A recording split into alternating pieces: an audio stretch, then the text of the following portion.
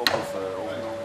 Bakker Thijs Broekmans uit Panningen heeft zijn eigen Olympische equipe. Eén team en dat gaat heel goed samen en dat voelt zich heel goed aan.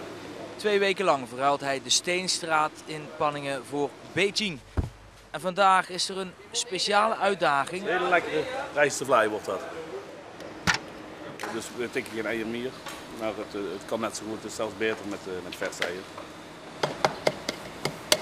En zo was het toch wel behelpen, want Thijs moest Chinese rijst kopen voor zijn Limburgse rijstenvlaai. Zo zal worden leuk vanaf komt, dat wordt lekker smeuig, geeft een vlaai vanaf komt nou.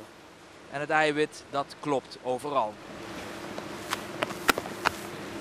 Ze hebben normaal gesproken hele plekkerige rijst, hè? En deze is wat vaster, wat druiger.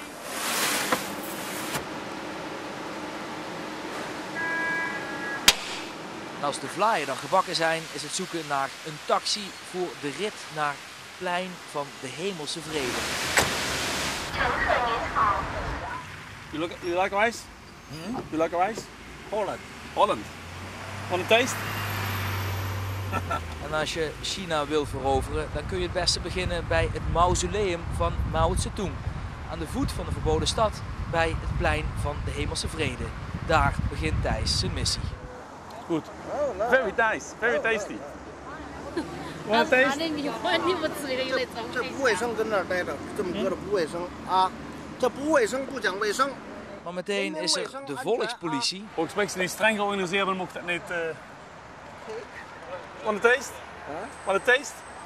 Rice? Mi fan? En dan wordt er nog een poosje getwijfeld, maar is er toch de eerste Chinese hap. 像面粉一样的嘛。这不卫生啊！咱们这么打着不好看啊！盖起来。 Maar zelfs de ordendienst kan de opmars van de rijstenvlaai niet stuiten. Wacht gewoon hoe we bij Mao zien, hè? Als dit gezegend is, dan moet het goed zijn. Can I eat? Oh, yes. It's for you. It's very good. Thank you. I don't know what to do this. Okay. Bye. Bye. For you? Sorry. Okay. 你先吧。 You should cook it better. Better cook. Yeah. It's nice? Yes. Very nice. De triomftocht begint dan echt bij het mausoleum van Mao. Iedereen wil een foto van de bakker uit Panningen. Yeah, taste.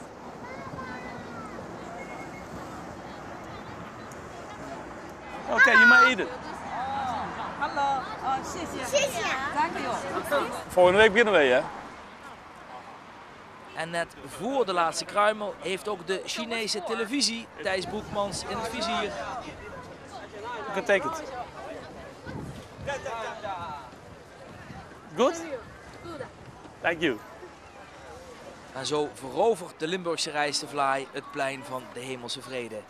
En Broekmans is voor 1 dag nog bekender dan Maartje Pauwme. Prima geluk, hè? Het laatste kruimeltje alleen nog erin, maar het is echt succes, hè? Het is echt perfect gelukt. En de avond eindigt dan weer in typisch Chinese stijl.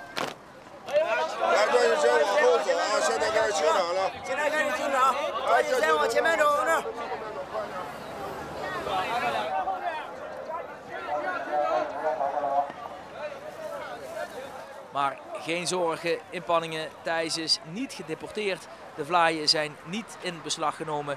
En komende donderdag zit hij weer gewoon in een vliegtuig op weg naar huis, naar zijn bakkerij.